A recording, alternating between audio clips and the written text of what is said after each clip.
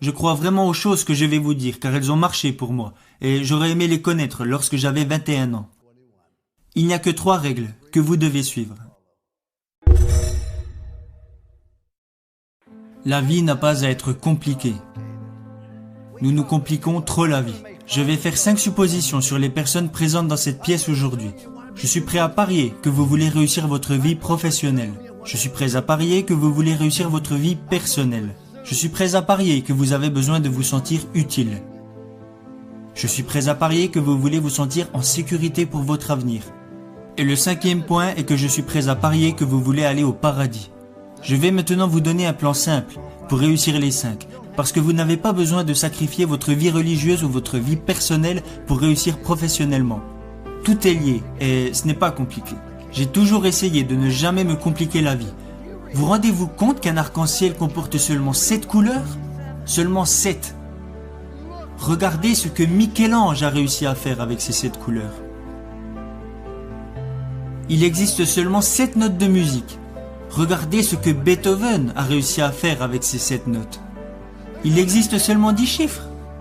Regardez ce que Bernard Madoff a réussi à faire avec ces 10 chiffres. Le point que je veux soulever est que la vie n'a pas à être compliquée. Vous avez besoin de 4 choses dans votre vie. Et s'il vous manque une de ces 4 choses, vous ressentirez un vide énorme. Premièrement, tout le monde a besoin d'avoir quelque chose à faire. Deuxièmement, tout le monde a besoin d'avoir quelqu'un à aimer. Troisièmement, tout le monde a besoin de croire en quelque chose et dans mon cas, je crois en Jésus-Christ, notre Seigneur et notre Sauveur. Et le 4e point dont vous avez besoin dans votre vie est que vous devez avoir un but à atteindre. Que voulez-vous faire maintenant? Ayez des buts et des rêves ambitieux.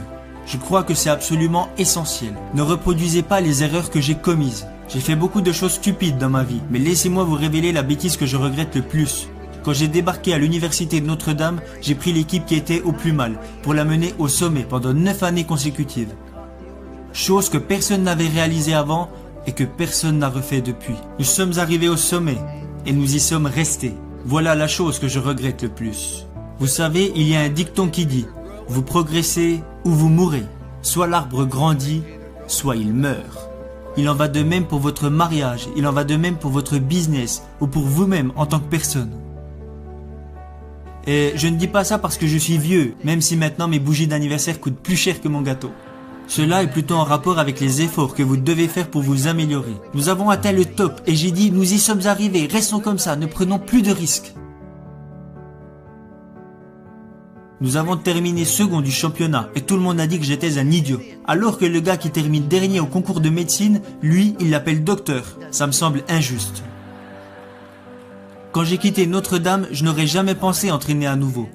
Où aurais-je été après Notre-Dame? Ma mère disait, quand tu quitteras Notre-Dame, tu iras directement au paradis, t'asseoir à côté du pape. Tu n'auras plus l'âge d'entraîner. Alors, je suis parti vivre dans une ville où l'âge moyen ne faisait qu'augmenter. Et là, ce que j'y ai découvert est que je n'étais pas fatigué d'entraîner. Vous devez avoir un but, un rêve à atteindre. Et même si vous avez déjà accompli de grandes choses, qu'en est-il à présent? Je vais vous dévoiler un plan simple pour réussir les 5 hypothèses que j'ai faites au début de ce discours. Je crois vraiment aux choses que je vais vous dire car elles ont marché pour moi et j'aurais aimé les connaître lorsque j'avais 21 ans. Il n'y a que 3 règles que vous devez suivre. Règle numéro 1, faites ce qui est bien. Faites le bien, évitez le mal et si vous avez un doute, regardez dans la Bible. Je ne crois pas que c'est bien de retrouver le portefeuille d'un coéquipier avant même qu'il l'ait perdu. Ça s'appelle du vol, mon garçon. Je l'ai trouvé, oui, mais il ne l'avait pas encore perdu.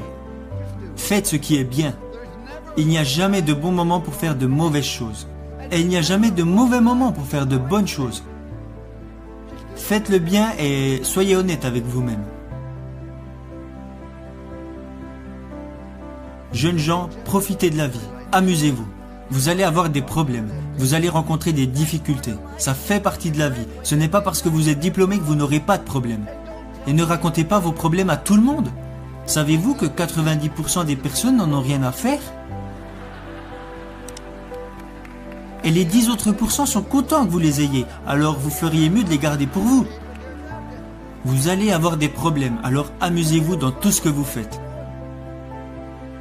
Et si vous aimez vraiment ce que vous faites, les gens prendront du plaisir à être à vos côtés. À chaque fois que je me réveillais les jours de match, je me disais « Aujourd'hui sera une journée incroyable ».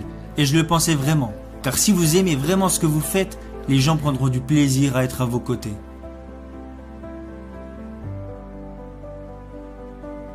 Règle numéro 2. Faites du mieux possible avec les capacités que vous avez et le temps qui vous est donné. Vous savez, tout le monde n'a pas les capacités d'être en équipe première. Mais tout le monde se doit de donner le maximum qu'il est capable de donner. Si vous voulez échouer, alors vous avez le droit d'échouer. C'est ça qui est génial dans ce pays. Vous n'avez pas le droit de faire échouer les autres si vous n'exploitez pas au mieux vos capacités. Vous avez mis un enfant au monde. Vous avez un business. Vous avez rejoint une équipe. Vous avez des obligations et des responsabilités envers d'autres personnes. C'est pourquoi vous vous devez de donner le maximum de ce que vous êtes en mesure de donner dans tout ce que vous faites. Ce n'est pas compliqué. Vous savez, jeunes gens, je suis né avec une cuillère d'argent dans la bouche. Je suis né à Follansbee, en Virginie occidentale. Je suis repassé à l'endroit où je suis né hier, vers 22h30. Je suis né dans la cave de ma maison, mis au monde par le docteur McGraw. Nous n'avions qu'un lit pour moi, ma sœur et mes parents. Nous avions une demi-baignoire et une petite cuisine. Et nous avons vécu dans cette maison pendant plus de 7 ans. Il n'y avait pas d'aide sociale à l'époque, nous n'avions pas de coupons alimentaires et nous n'avions pas d'argent de côté. Mais j'ai toujours eu assez à manger, parce qu'à chaque fois que je voulais me resservir, mon père me disait non, tu en as déjà eu assez.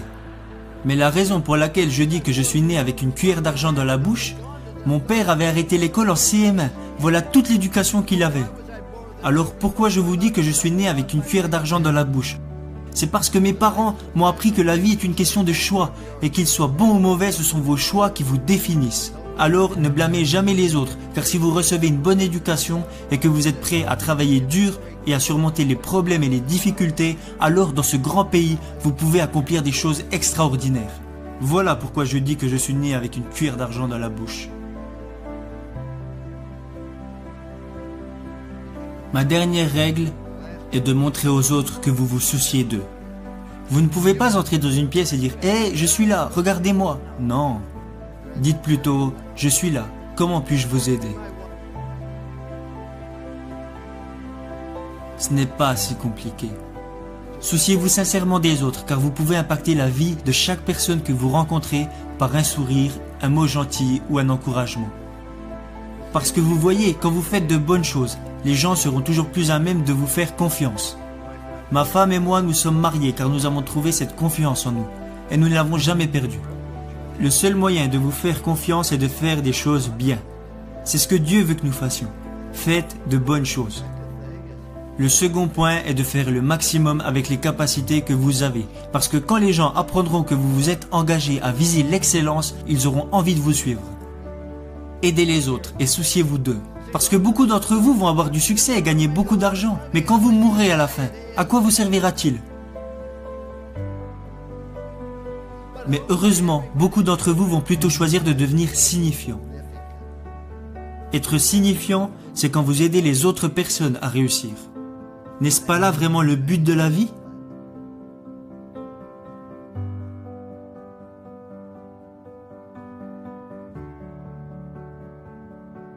J'aurais aimé connaître ces 3 règles lorsque j'avais 21 ans, et je les utilise maintenant depuis plus de 40 ans. C'est pour cela qu'il y a une statue de moi devant l'école, même si je pense qu'ils l'ont plutôt mise là pour que les pigeons puissent se reposer. Mais si vous la regardez bien, il y a 3 mots inscrits au pied de cette statue. Confiance, engagement, amour.